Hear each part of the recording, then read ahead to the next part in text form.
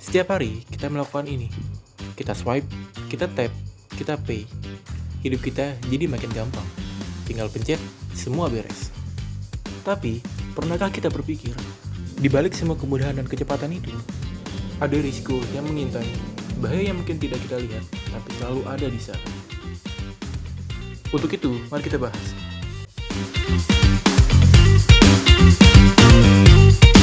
Slide pertama, di sini ada latar belakang transformasi digital. Jadi apa sih latar belakang transformasi digital? Jadi di sini ada definisi. Definisi transformasi digital adalah proses penggunaan teknologi digital untuk mengubah cara organisasi, bisnis atau masyarakat beroperasi, berkomunikasi dan memberikan layanan. Dengan kata lain, transformasi digital bukan sekedar memakai teknologi baru, tapi mengubah cara berpikir, cara bekerja dan cara menciptakan nilai dengan bantuan teknologi, terutama di sektor keuangan. Lalu selain definisi, transformasi digital ini juga memiliki dampak. Yang pertama itu ada memicu revolusi dalam berbagai sektor, terutama di sektor keuangan. Lalu inovasi seperti mobile banking, dompet digital, dan pembayaran non-sentuh mulai menggantikan metode transaksi konvensional. Memberikan kenyamanan pada konsumen karena lebih praktis, tetapi bukan hanya menguntungkan bagi konsumen. Transformasi digital ini juga membuat lembaga keuangan harus beradaptasi untuk memenuhi kebutuhan customer dengan beradaptasi secara cepat untuk mengimbangi transformasi digital ini. Selanjutnya ada swipe, tap, dan pay, dunia keuangan yang makin instan dan risiko yang seiring mengintai. Jadi saat ini kita bisa membayar dengan swipe, tap, dan pay. Jadi teknologi pembayaran seperti ini membuat transaksi lebih cepat dan praktis. Namun, kemudahan ini tuh disertai resiko, teman-teman, keamanan data dan rendahnya literasi digital masyarakat. Nah, maksudnya apa sih rendahnya literasi digital masyarakat?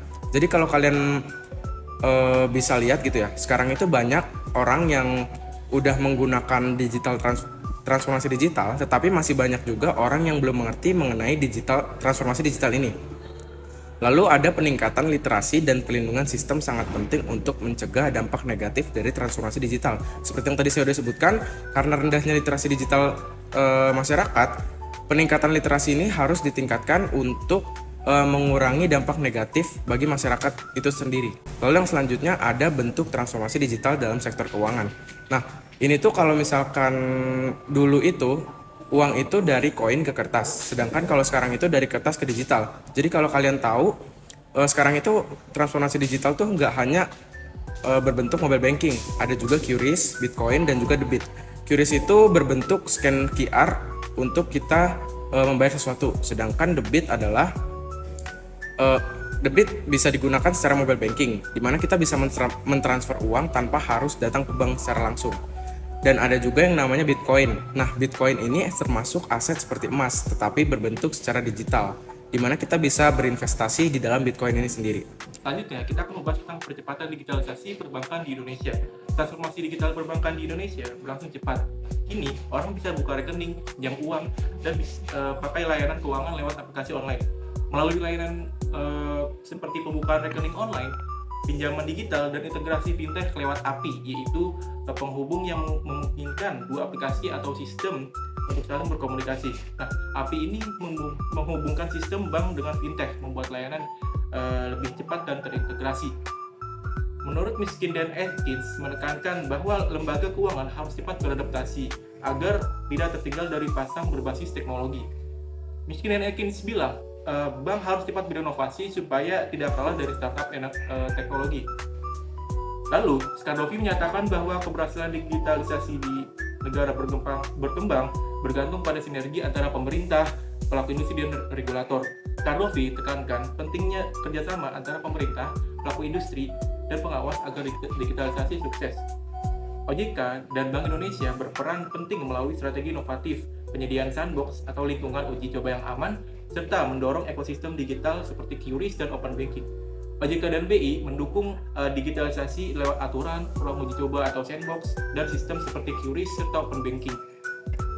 Oke, lalu selanjutnya Blueprint Sistem Pembayaran Indonesia 2025 atau BSPI 2025. Pemerintah Indonesia melalui Bank Indonesia menyusun BSPI 2025 sebagai kerangka utama untuk mendorong transformasi digital sistem pembayaran yang inklusif, aman, dan efisien. Nah, BSPI 2025 adalah panduan dari Bank Indonesia untuk mempercepat digitalisasi pembayaran. Nah, BSPI 2025 bertujuan menjadikan transformasi digital keuangan di Indonesia dapat dinikmati oleh seluruh lapisan masyarakat di berbagai wilayah, tidak hanya di kota besar atau kalangan elit. Tujuannya agar semua orang, termasuk yang tinggal di daerah terpencil, bisa menikmati layanan keuangan digital secara mudah dan aman. Selanjutnya, dampak transformasi digital bagi layanan keuangan dan masyarakat. Transformasi digital memudahkan masyarakat untuk menabung, bertransaksi, dan berinvestasi hanya lewat aplikasi di smartphone tanpa perlu datang ke bank. Sekarang, semua layanan bank bisa diakses lewat HP, seperti menabung, transfer, investasi jadi simpel dan lebih cepat. Menurut Miskin dan Ekins, proses layanan keuangan kini lebih mudah diakses oleh semua kalangan. Miskin dan Ekins menyebut bahwa digitalisasi bikin layanan keuangan lebih mudah dijangkau oleh semua orang. Skardovi mengingatkan bahwa tanpa literasi digital yang cukup, masyarakat bisa menjadi korban penipuan atau penyalahgunaan data. Nah, Skardovi mengingatkan pentingnya literasi digital agar masyarakat tidak mudah tertipu atau datanya disalahgunakan. Lalu survei OJK menunjukkan bahwa masyarakat belum benar-benar memahami layanan keuangan digital. Survei OJK tunjukkan bahwa orang belum benar-benar paham soal keuangan digital. Jadi edukasi ini tetaplah penting. Selanjutnya, peluang dari teknologi baru. Teknologi baru seperti AI, blockchain, dan big data membuka peluang besar untuk yang pertama meningkatkan efisiensi layanan keuangan, membangun kepercayaan publik terhadap sistem keuangan digital. Teknologi seperti AI, blockchain, dan big data bantu bank lebih cepat, efisien, dan aman. Nah, menurut Miskin dan Ekins, AI bisa mempercepat proses analisis risiko digital, membantu mengurangi risiko gagal bayar, juga digunakan untuk deteksi penipuan, pengelolaan portofolio, dan pemberian rekomendasi keuangan otomatis. Nah, AI bisa analisa data kredit lebih cepat, mencegah gagal bayar, dan bantu deteksi penipuan. Menurut Skardovi, blockchain dan data analisis mendorong transparansi sistem keuangan yang meningkatkan kepercayaan pengguna. Blockchain bikin data transaksi transparan sehingga pengguna lebih percaya. Nah, di Indonesia, OJK sudah menyusun pedoman tata kelola teknologi canggih, termasuk AI untuk memastikan transparansi, tanggung jawab, dan perlindungan konsumen. Teknologi canggih seperti AI dan blockchain tidak hanya membuat layanan keuangan lebih efisien, tapi juga lebih transparan dan dapat dipercaya. Namun, agar penggunaannya tetap aman dan bertanggung jawab, peran regulator seperti OJK sangat penting dalam menetapkan pedoman yang melindungi konsumen. Nah, OJK buat aturan supaya penggunaan teknologi tetap aman, melindungi konsumen, dan bertanggung jawab. Selanjutnya kita masuk ke tantangan dalam transformasi digital. Teman-teman, dalam proses transformasi digital di sektor keuangan, kita tuh tidak hanya membahas soal kecepatan atau kemudahan saja, tapi kita juga harus perlu waspada terhadap tantangan-tantangan yang cukup serius. Nah, pada buku Miskin itu mengingatkan kita bahwa semakin digital suatu sistem, maka semakin pentingnya regulasi yang kuat dan pengawasan yang ketat, serta cadangan sistem dan strategi pemulihan jika terjadi gangguan teknologi. Sejalan dengan itu, buku Skardovi juga menyebut adanya ketergantungan yang tinggi pada teknologi itu tuh akan menjadi rapuh kalau tidak dikelola dengan benar. Jadi kayak satu kesalahan kecil itu bisa berdampak besar. Nah, selanjutnya itu ada laporan McKinsey tahun 2023 juga memperkuat bahwa negara berkembang seperti Indonesia itu perlu segera meningkatkan investasi dalam keamanan digital dan membangun sumber daya manusia yang tidak melek teknologi, yang tidak hanya melek teknologi tapi juga paham resiko dan etika finansial digital. Nah, ada beberapa tantangan utama yang kita hadapi sekarang, antara lain itu yang pertama keamanan cyber. Itu tuh ada ancaman seperti peretasan, pencurian data, penipuan online yang semakin marak. Yang kedua itu ada literasi digital. Literasi digitalnya itu sekarang masih rendah, banyak masyarakat yang belum sepenuhnya memahami cara kerja layanan keuangan digital. Nah, yang ketiga itu ada yang ketergantungan yang tinggi terhadap teknologi. Jadi ketika sistemnya itu down, transaksi itu bisa langsung terganggu juga. Nah, selanjutnya itu ada regulasi yang belum memadai. Kita butuh aturan main yang jelas dan tegas, terutama untuk melindungi konsumen dari risiko digital. Selanjutnya kita masuk ke pengertian swipe, tap, and pay. Jadi, swipe itu adalah proses pembayaran dengan menggesek kartu kredit atau debit di mesin EDC dan memasukkan PIN. Nah, sedangkan kalau tap itu tuh metode pembayaran yang tidak memerlukan kontak fisik atau contactless payment. Dengan NFC cukup menempelkan kartu atau ponsel ke alat pembayaran itu biasanya tanpa PIN dan nominalnya itu kecil. Contohnya itu ada e-money atau flash. Nah, kalau Pay itu tuh adalah pembayaran via aplikasi digital seperti e-wallet atau mobile banking. Pengguna cukup memilih metode dan menyelesaikan transaksi dengan cepat. Ini tuh didukung oleh QRIS dari Bank Indonesia. Selanjutnya kita masuk ke peran vintage dan inovasi teknologi. Di dalam perkembangan sistem keuangan digital, perusahaan vintage punya peran yang sangat besar. Lewat inovasi mereka, kita terbiasa menjadi sistem dengan sistem swipe, tap, dan pay. Kita cukup gesek, tap atau scan aja, itu transaksi bisa langsung selesai. Nah, layanan seperti OVO, GoPay, dan Dana itu contohnya.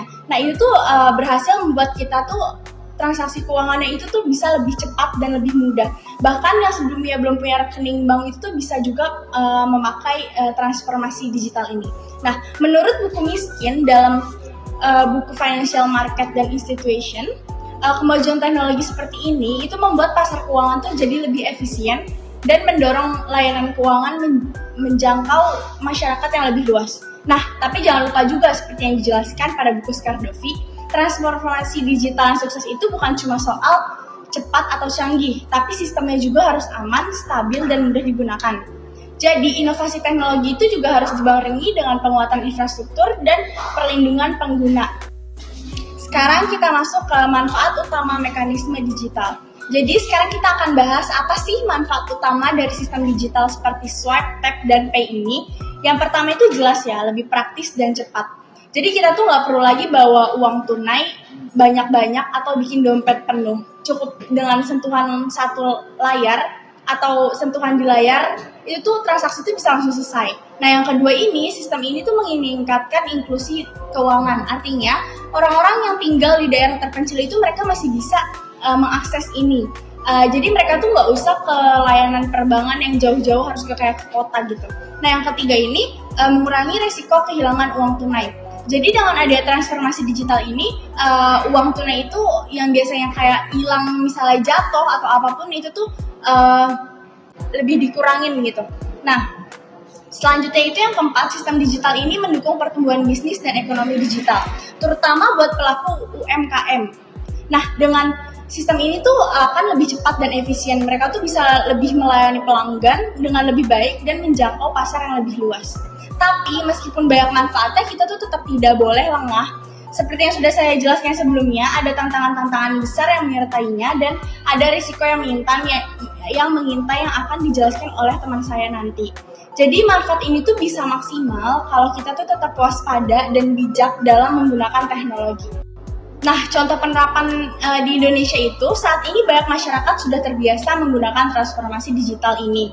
Contohnya itu seperti GoPay, OVO, dan Dana untuk membayar belanjaan, naik transportasi umum, atau membeli makanan. Bahkan pedagang kecil di pasar tradisional sudah menerima pembayaran dengan QRIS. Nah, hal ini itu menunjukkan bahwa sistem digital sudah menjangkau berbagai kalangan dan membantu transaksi menjadi lebih mudah dan efisien. Selanjutnya saya akan membahas mengenai resiko-resiko yang muncul di balik kemudahan transaksi digital. Kita semua tahu sekarang transaksi digital itu makin canggih, makin mudah, dan makin praktis juga.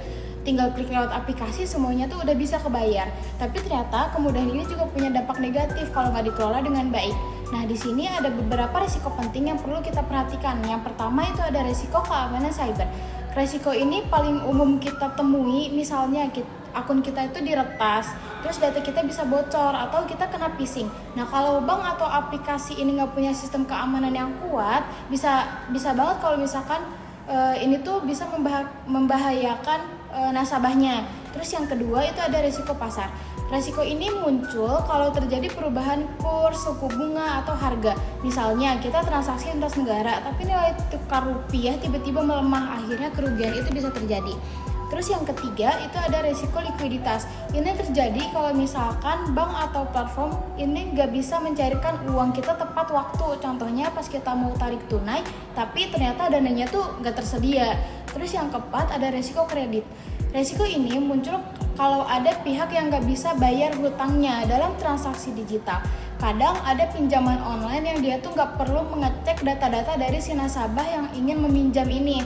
Alhasil kalau nasabahnya itu gagal bayar, nah kerugian itu bisa mungkin terjadi. Yang kelima ada resiko operasional.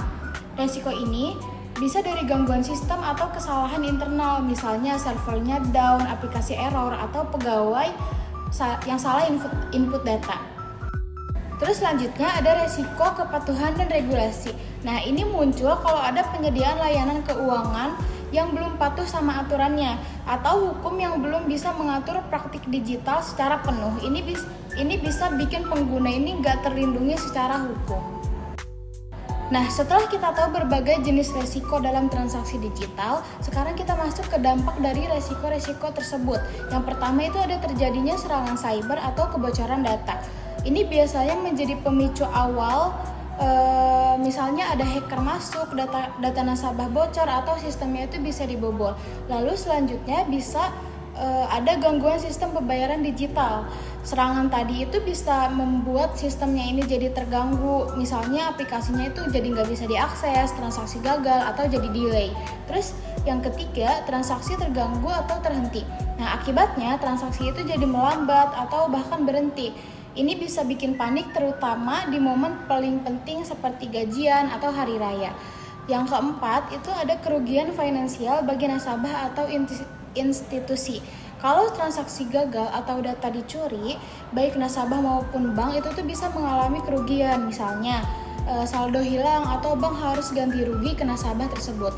Selanjutnya ada menurunnya kepercayaan masyarakat terhadap layanan digital. Kalau banknya ini udah rugi, masyarakat juga jadi takut pakai layanan digital lagi. Mereka mungkin akan balik ke cara yang lama, yaitu transaksi menggunakan uang tunai. Selanjutnya ada memperlambat adopsi teknologi baru dan digitalisasi. Nah, akibat kepercayaannya itu turun, proses digitalisasi juga ikut melambat. Inovasi jadi terhambat karena masyarakat banyak yang ragu. Terus selanjutnya ada hambatan pada inklusi keuangan dan pertumbuhan ekonomi. Nah, kalau digitalisasinya itu melambat, masyarakat yang belum punya akses keuangan jadi makin sulit untuk menjangkaunya. Ini juga menghambat perekonomian di Indonesia. Selanjutnya ada dampak negatif pada stabilitas sistem keuangan di nasional.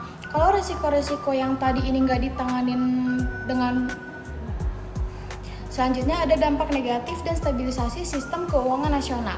Nah, kalau resiko-resiko ini nggak ditanganin dengan baik oleh si bank, maka stabilitas sistem keuangan juga bisa menurun. Artinya bisa berpengaruh ke sektor-sektor yang lainnya juga, mulai dari kepercayaan investor sampai kinerja ekonomi nasional. Selanjutnya, mengapa manajemen risiko itu penting? Yang pertama, di era digital, risiko tidak hanya datang dari pasar atau ekonomi, tapi juga dari teknologi. Contohnya, dulu risiko utama bank itu adalah krisis ekonomi atau gagal bayar kredit. Nah, sekarang ancaman baru itu datang, seperti serangan hacker yang bisa merusak sistem atau mencuri data nasabah. Yang kedua, gangguan sistem bisa berdampak pada nasabah. Contohnya itu aplikasi mobile banking error saat nasabah ingin mentransfer uang untuk bayar biaya rumah sakit. Hal kecil seperti ini bisa menjadi masalah besar untuk pengguna, apalagi kalau misalkan si nasabahnya itu dalam keadaan yang mendesak.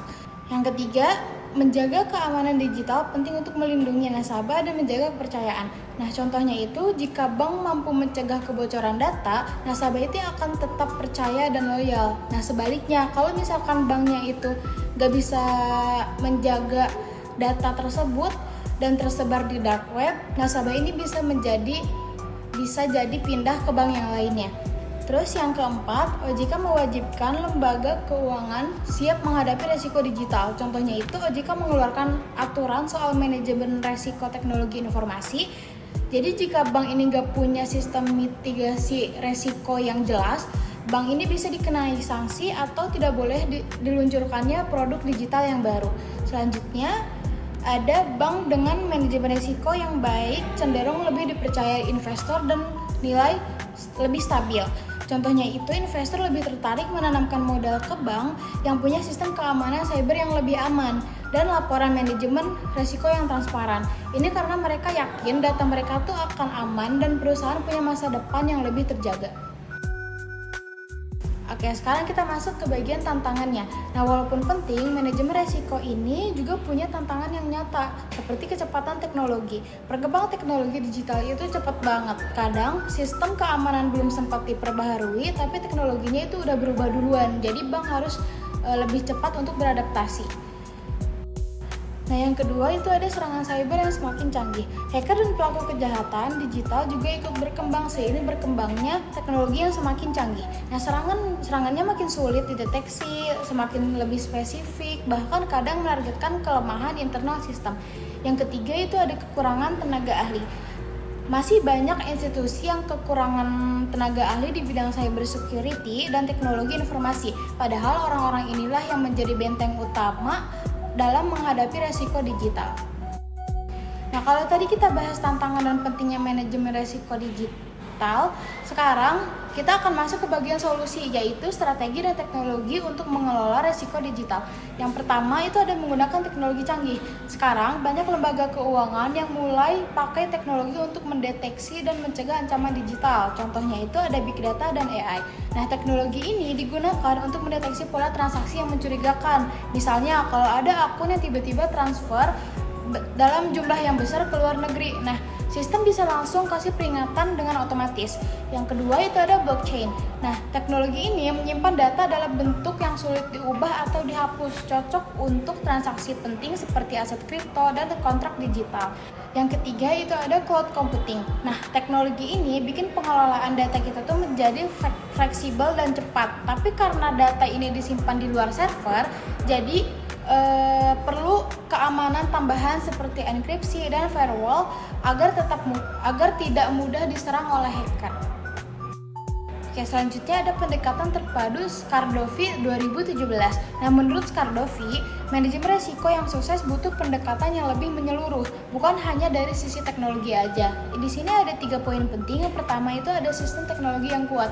Artinya, bank ini harus punya infrastruktur IT yang stabil dan selalu diperbaharui. Yang kedua, itu ada budaya organisasi yang sadar resiko. Jadi bukan cuma tim IT doang, seluruh karyawan juga harus paham tentang resiko digital ini, dari petugas teller sampai manajer. Yang ketiga, ada peraturan internal yang jelas. Jadi harus ada SOP, misalnya cara merespon email yang mencurigakan atau prosedur saat sistem sedang down. Nah, yang ketiga itu ada pelatihan rutin. Ini salah satu yang paling penting karena seringkali resiko digital itu terjadi karena kesalahan manusia.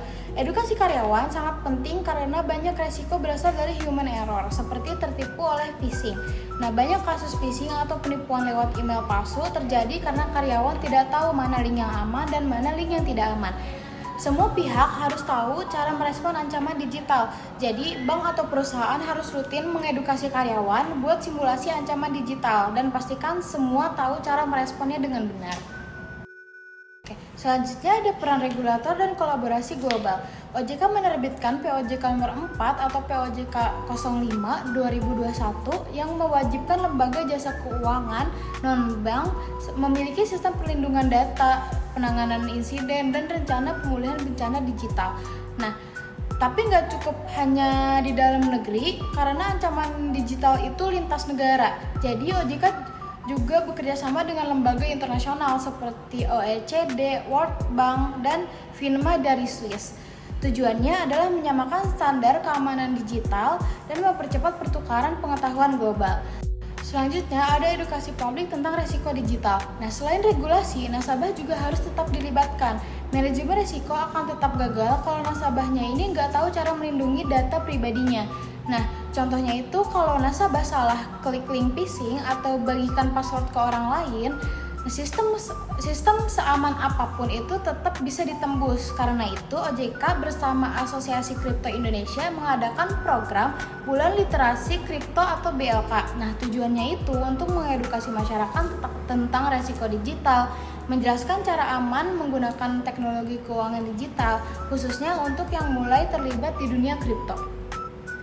Selanjutnya, saya akan membahas mengenai transformasi sistem keuangan tradisional ke digital, di mana transformasi digital ini bukan hanya tentang mengganti alat pembayaran, tetapi menyentuh seluruh aspek operasional lembaga keuangan, yang dimana menurut Miss iSkin, teknologi seperti mobile banking, e-payment, dan digital lending mengubah fungsi dasar lembaga keuangan, yang dimana maksudnya itu fungsi dasar lembaga keuangan dari layanan fisik ini benar-benar sudah menjadi layanan digital yang lebih cepat, praktis, dan mudah diakses, sehingga mengubah cara masyarakat berinteraksi dengan sistem keuangan. Selanjutnya menurut Claudius Carvodi, yang dimana dia menyebut teknologi sebagai revolusi sistemik karena mengubah logika kerja dan interaksi antar bank dan nasabah. Maksudnya ini teknologi mengubah sistem keuangan secara total, bukan hanya alat bantu, tapi benar-benar mengganti cara kerja dan hubungan antara bank dan masyarakat. Contohnya itu seperti kita dulu sebagai nasabah harus datang ke bank untuk tanya saldo atau pinjam uang. Sekarang kita sudah bisa melakukan itu secara lewat daring gitu, menggunakan teknologi yang sudah ada seperti lewat mobile banking dan sebagainya tanpa perlu bertemu oleh customer service dari bank itu sendiri. Selanjutnya ada AI, big data, cloud computing, dan machine learning yang memungkinkan untuk merespon sistem keuangan kebutuhan pasar secara tepat dan tepat. Jadi misalnya AI dan machine learning ini bisa mendeteksi pola belanja nasabah lalu merekomendasikan produk keuangan yang sesuai dengan kebutuhan nasabah tersebut. Selanjutnya ada big data yang memungkinkan bank untuk merespon jutaan dan transaksi untuk menganalisis tren yang pasar yang sedang berlaku. Selanjutnya ada cloud computing yang memungkinkan sistem bank beroperasional secara cepat dan efisien tanpa tergantung pada server fisik. Selanjutnya saya akan membahas mengenai bagaimana sih uang tunai atau uang cash itu bisa bertransformasi ke uang digital. Jadi pada zaman dahulu itu kita kan bertransaksi apa-apa menggunakan uang tunai atau uang kertas dan uang koin. Nah, jadi sering berkembangnya zaman uang tunai ini mengalami yang namanya itu proses dematerialisasi. Yang dimana dematerialisasi ini adalah proses perpindahan wujud benda fisik menjadi benda digital. Kalau contohnya dalam kasus ini adalah uang yang dimana uang ini bertransformasi bentuknya ke bentuk digital yang sudah ada di zaman sekarang, seperti contohnya itu mobile banking, OVO, GoPay, ShopeePay, dan lain-lainnya. Namun masih ada tantangan untuk merubah uang cash ini sepenuhnya menjadi uang digital. Salah satunya ini ada infrastruktur teknologi yang belum merata, yang dimana ketidakmerataan teknologi ini menyebabkan tidak semua orang bisa menggunakan uang digital untuk bertransaksi. Selanjutnya ada banyak masyarakat yang masih belum paham resiko digital seperti cyber fraud, yang dimana masyarakat yang belum teredukasi ini berpotensi lebih besar untuk terkena cyber fraud, yang mana itu penipuan di sistem keuangan digital. Selanjutnya ada perangkat yang diretas yang berberakibat fatal pada keuangan pengguna. Yang maksudnya ini dimana misalkan akun mobil kita di hacking, jadi itu ada potensi untuk kita bisa kehilangan saldo-saldo kita seperti itu. Selanjutnya ini saya akan membahas open loop dan juga closed loop system, yang dimana open loop system ini merupakan sistem pembayaran yang terbuka, yang dimana kita bisa melakukan transaksi dengan lebih leluasa. Jadi kita bisa bertransaksi di dalam negeri maupun di luar negeri dengan lebih efisien gitu dengan open loop system ini. Contohnya itu seperti Visa dan juga Mastercard, yang dimana kita bisa menggunakan kartu debit BCA yang punya logo Visa atau Mastercard ini untuk berbelanja di luar negeri. Sedangkan kalau closed loop system ini merupakan kebalikannya dari open loop system ini sendiri. Jadi sistem pembayarannya itu hanya berlaku dalam ekosistem atau platform tertentu, tidak bisa digunakan di luar sistem tersebut. Contohnya itu kita punya saldo GoPay, tapi saldo GoPay ini hanya bisa digunakan di ekosistem Gojek, yang dimana mereka itu ada satu sistem keuangan seperti itu. Selanjutnya ini saya akan membahas tantangan dan masa depan digitalisasi keuangan, yang dimana dulu kepercayaan masyarakat terhadap bank itu dibangun lewat hal-hal fisik dan formal seperti gedung bank yang megah dan dokumen tertulis dan proses manual. Tapi sekarang itu hal-hal yang saya sebutkan tadi itu sudah tidak relevan lagi. Kenapa? Karena kepercayaan itu telah bergeser ke ranah digital. Jadi sehingga yang terpenting sekarang itu adalah keamanan data dan juga enkripsi anti peretasan untuk menjaga kebocoran dan pencurian data. Jadi ini penting untuk masing-masing nasabah kita. Terus tantangan barunya itu apa sih? Yang muncul itu seperti aset digital baru seperti kripto dan teknologi blockchain, yang membuat bank sentral itu harus ikut beradaptasi agar bisa relevan di zaman sekarang. Selanjutnya itu apa sih yang dilakukan oleh bank? Jadi bank sentral ini membuat suatu organisasi yang bernama CBDC atau mata uang digital bank sentral sebagai respon atas perubahan teknologi. Jadi solusi kedepannya itu ada apa lagi? Ada edukasi masyarakat. Jadi edukasi masyarakat ini penting agar orang bisa memahami risiko dan cara aman untuk menggunakan layanan keuangan digital. Selanjutnya ini ada kolaborasi lintas sektor, di mana pemerintah, industri, teknologi, dan masyarakat itu harus saling bekerja sama agar kayak kita lebih tahu tentang kebutuhan kita masing-masing. Lalu ada regulasi adaptif. Jadi pemerintah itu harus membuat peraturan yang mengikuti perkembangan teknologi tapi juga tetap melindungi hak-hak kita sebagai konsumen. Seperti itu. Selanjutnya ini saya akan membahas fragmentasi pasar dan regulasinya. Jadi fragmentasi pasar itu terjadi karena banyaknya platform digital yang menganut sistem closed loop system, yang dimana itu sesuai yang tadi saya sudah jelaskan. Contohnya itu seperti GoPay yang hanya bisa digunakan di aplikasi Gojek. Jadi akibatnya itu apa sih dari fragmentasi pasarnya ini? Jadi akibatnya itu adalah terjadinya interoperabilitas antar platform yang rendah. Jadi pengguna itu tidak bisa memakai satu dompet digital tuh di banyak tempat. Jadi hal ini bisa menimbulkan resiko sistematik. Jadi jika satu platform itu gagal, misalnya diretas atau bangkrut, dampaknya itu bisa menyebar luas dan mengganggu keuangan nasional. Jadi solusinya itu apa sih? Solusinya itu di antara lainnya yang pertama itu ada regulasi yang adaptif. Jadi aturan yang fleksibel dapat mengikuti perkembangan teknologi. Terus ada harmonisasi standar. Jadi semua platform itu harus pakai standar yang sama agar bisa saling terhubung. Jadi tidak closed loop system lagi. Jadi misalkan kita punya GoPay, tapi GoPay-nya ini bisa digunakan di ShopeePay, di Shopee dan Tokopedia, seperti itu. Selanjutnya itu ada manajemen risiko terpadu. Jadi sistem pengawasan dan perlindungan agar platform itu tetap aman dan juga stabil. Kenyamanan atau ketergantungan. Kali ini saya akan membahas topik yang semakin relevan di era digital, yaitu swipe, tap, and pay. Sebuah istilah yang menggambarkan kemudahan transaksi hanya dengan sekali gesek, sentuh, dan bayar. Sistem ini mencerminkan efisiensi dan kenyamanan luar biasa yang dapat kita nikmati sekarang. Namun, kita juga perlu bertanya, apakah kenyamanan ini membuat kita rentan terhadap risiko dan ketergantungan sistematik? Lalu ada kenyamanan transformasi digital. Teknologi membuat transaksi dalam hitungan detik, tetapi juga mengubah cara kita hidup dan bergantung. Kenyamanan adalah nilai jual utama dari transformasi digital. Dengan teknologi contactless seperti NFC, e-wallet, hingga AI, kita bisa belanja dan bayar hanya dengan sekali ketukan di layar. Kita telah memasuki ke gaya hidup digital first, di mana hampir semua aktivitas keuangan, mulai dari pesan makanan hingga pinjaman online, terjadi secara instan dan terintegrasi. Namun, menurut Miskin dan Atkins, agar kenyamanan ini tidak membawa dampak buruk yang sistematik, maka dibutuhkan regulasi yang kuat dan adaptif untuk menjaga stabilitas keuangan sektor digital. Lalu ada fragility digital and ancaman cyber. Kemudahan digital membawa risiko rapuhnya sistem yang bisa runtuh dalam sekejap. Di balik kemudahan itu, terdapat sisi gelap yang disebut digital fragility, yaitu kerentanan sistem karena ketergantungan tinggi pada infrastruktur digital.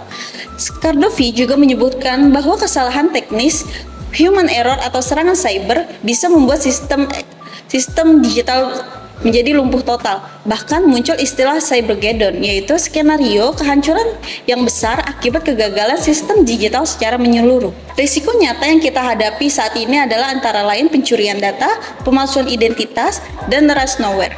Saat data kita hilang, bisa jadi sama artinya dengan uang kita hilang, karena data hari ini adalah aset utama dalam ekonomi digital. Selanjutnya ada peluang teknologi versus literasi. Teknologi hanya sebaik penggunanya, sedangkan literasi digital menentukan keberhasilannya.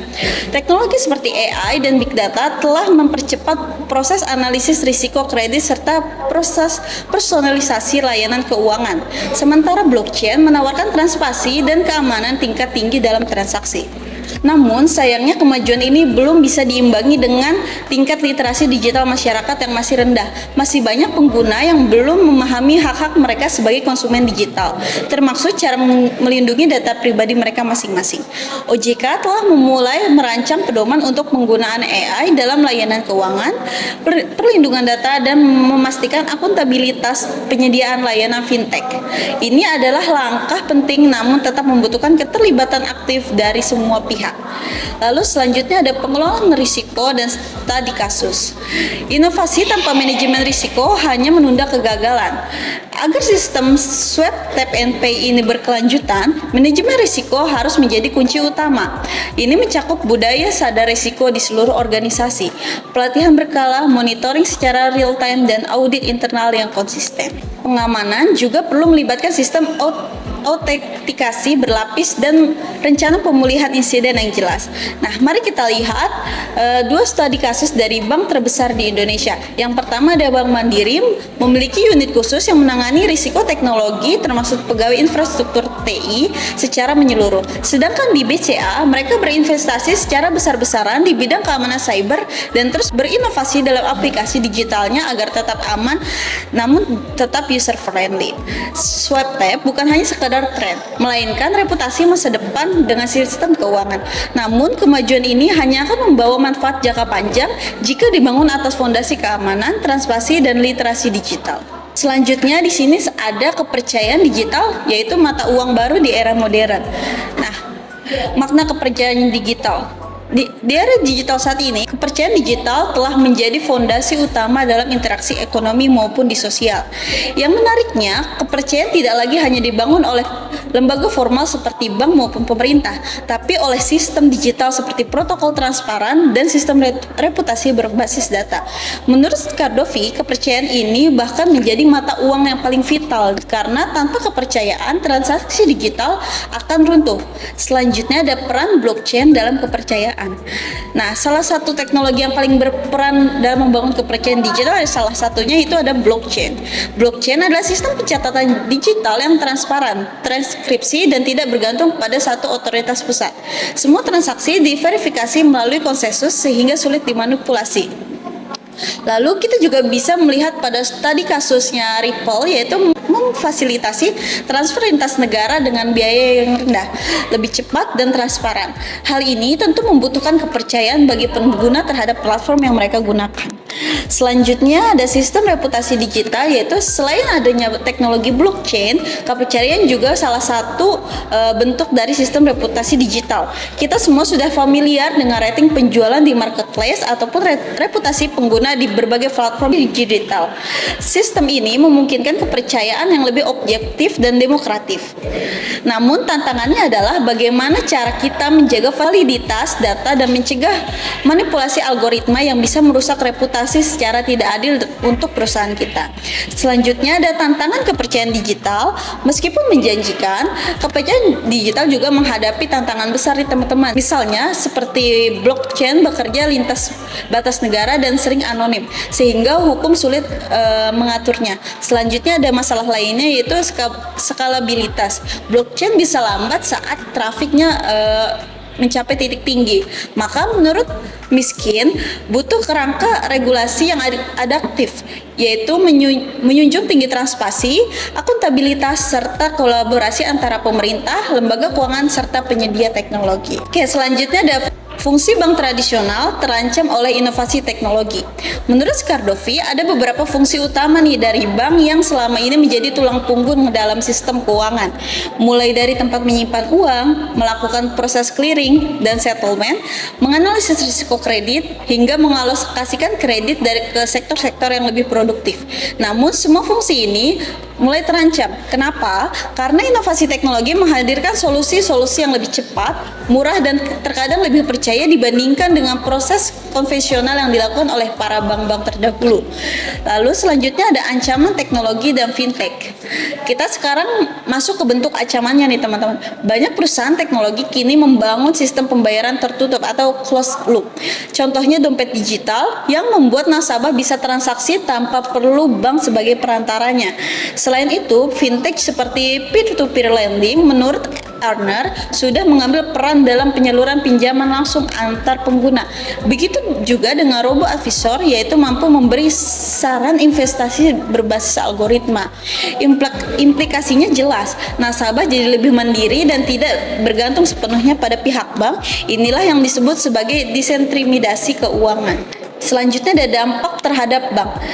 Dampaknya cukup serius bagi bank. Ketika bank kehilangan akses terhadap data transaksi nasabah, maka kemampuan mereka untuk menilai risiko kredit maka akan ikut menurun. Hal ini bisa meningkatkan potensi kredit akan macet. Di sisi lain, fintech menikmati fleksibilitas karena mereka berada dalam kerangka regulasi yang relatif lebih longgar dibandingkan bank tradisional lainnya.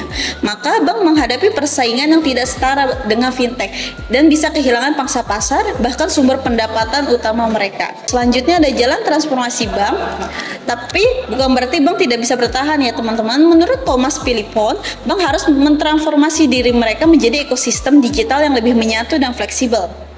Salah satu cara yang disarankan Thomas yaitu berkolaborasi dengan fintech melalui open banking sebagaimana didorong oleh OECD. Selain itu, pemanfaatan teknologi seperti AI dan big data sangat penting agar proses analisis kredit menjadi lebih efisiensi dan akurat. Dan yang paling penting, bank harus perlu membangun platformnya sendiri, bukan hanya sebagai penyedia layanan simpan meminjam, tetapi sebagaimana penyedia ekosistem layanan keuangan digital secara menyeluruh. Inovasi digital memang menjadi ancaman bagi fungsi tradisional bank, tetapi juga menjadi peluang bagi mereka yang mau berubah. Kuncinya adalah dua hal, adopsi teknologi dan membangun ulang kepercayaan nasabah di era digital saat ini. Jika bank mampu beradaptasi dan menjadi lebih inovatif, maka mereka tetap bisa menjadi aktor utama dalam sistem keuangan masa depan saat ini. Kita akan membahas yaitu peran regulasi dan pemerintah dalam mengawal inovasi keuangan digital. Nah, seperti yang kita ketahui, perkembangan teknologi finansial atau fintech telah mengubah cara kita bertransaksi, berinvestasi, bahkan mengelola keuangan. Namun, di balik kemudahan yang ditawarkan juga terdapat tantangan yang perlu kita atasi, terutama terkait keamanan, stabilitas, dan perlindungan konsumen. Disinilah peran regulasi dan pemerintah menjadi sangat krusial. Nah, yang pertama yaitu peran strategis regulasi. Regulasi tidak hanya berfungsi sebagai pengawas, tetapi juga berfungsi sebagai fasilitator inovasi. Artinya, regulasi harus bisa menciptakan lingkungan yang aman sekaligus mendorong perkembangan teknologi finansial yang bermanfaat bagi masyarakat. Nah, di sini contoh regulasi yang berhasil yaitu pertama ada PSD2 yaitu Payment Service Directive 2, yang mana regulasi ini di Uni Eropa sudah membuka pintu bagi open banking yang dimana pihak ketiga bisa mengakses data keuangan pelanggan tentu dengan izin untuk menciptakan keuangan pelanggan yang lebih profesional dan efisien. Di sisi lain, PSD2 juga memperketat standar keamanan transaksi digital untuk mencegah penipuan. Yang kedua contohnya itu GDPR yaitu General Data Protection Regulation, yang mana regulasi ini melindungi privasi data pribadi dengan ketat, memastikan bahwa perusahaan yang menggunakan data konsumen harus bertanggung jawab penuh atas keamanannya. Yang ketiga yaitu ada SEPA, yaitu Single Euro Payments Area. Ini membuat pembayaran lintas negara di Eropa lebih mudah, murah dan standar yang beragam. Sehingga tujuan regulasi ini yaitu pertama, menjaga kepercayaan masyarakat terhadap sistem pembayaran. Yang kedua yaitu tantangan yang dihadapi oleh regulasi digital ini, yaitu saat ini regulasi digital menghadapi beberapa tantangan yang besar. Yang pertama yaitu ketinggalan hukum.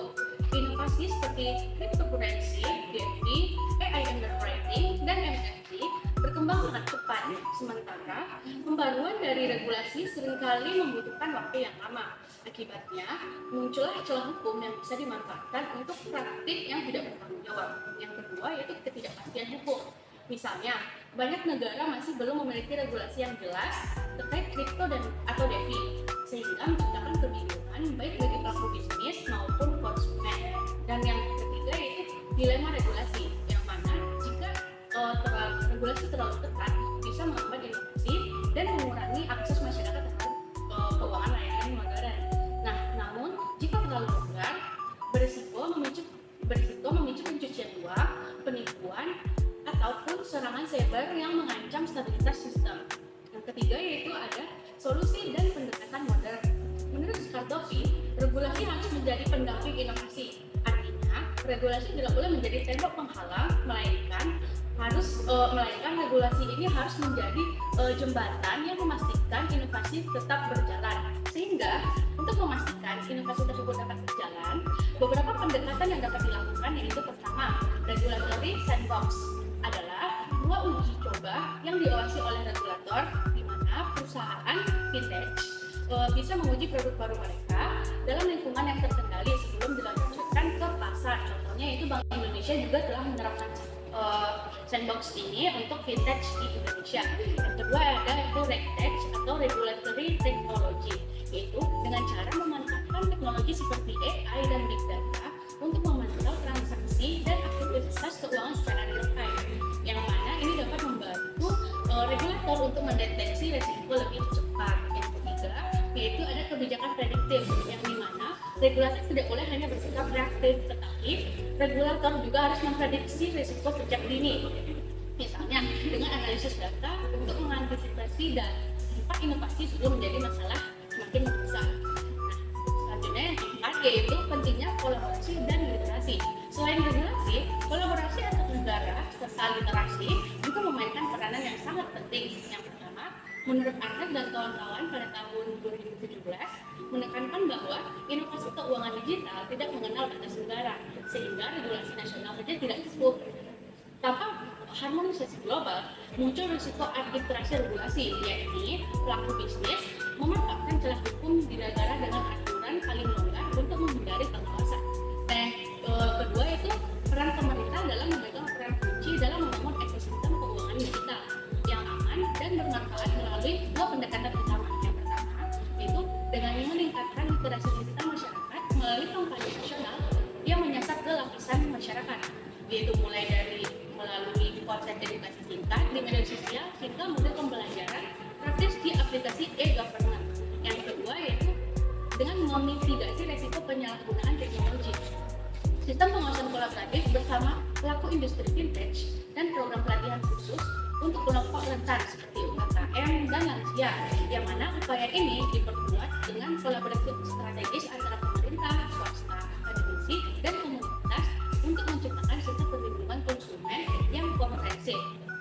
Sehingga dengan kombinasi edukasi massal dan pengawasan cerdas oleh pemerintah ini dapat memastikan transformasi digital berjalan seimbang dan mendorong inovasi sekaligus meminimalkan potensi penyalahgunaan. Sehingga kesimpulan dari materi ini yang pertama yaitu transformasi digital mengubah cara kita bertransaksi dan pengelolaan keuangan, yang mana menjadi lebih cepat, mudah, dan efisien, yaitu seperti judulnya itu swipe, tap, dan pay. Yang kedua, namun disertai risiko besar dari transformasi ini, yang mana yaitu keamanan siber, kerentanan data pribadi, dan potensi gangguan dari stabilitas keuangan. Yang ketiga yaitu fungsi tradisional bank tergeser oleh inovasi fintech dan aktor baru, sehingga menuntut adaptasi untuk semua pihak. Yang keempat yaitu kepercayaan digital kini menjadi fondasi utama dalam sistem keuangan modern. Tanpa kepercayaan masyarakat, inovasi keuangan digital tidak akan berlanjut. Dan yang kelima yaitu manajemen risiko dan penguatan infrastruktur digital sangat krusial untuk menjaga keberlanjutan dan keamanan sistem keuangan digital, sehingga perlindungan konsumen, literasi, dan kolaborasi regulator dengan pelaku bisnis menjadi kunci keberhasilan. Selanjutnya itu saran pertama bagi pemerintah dan regulator, yaitu dengan cara membangun regulasi adaptif namun tegas untuk menjaga keamanan dan perlindungan konsumen sambil tetap mendorong inovasi dan teknologi keuangan.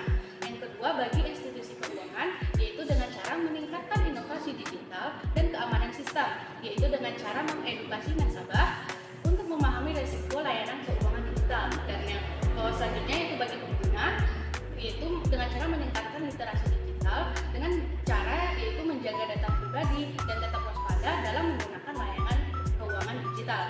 Dan yang terakhir yaitu bagi peneliti dan akademisi, yaitu perlunya riset lanjutan tentang dampak transformasi digital terhadap inklusi, stabilitas ekonomi, dan struktur pasar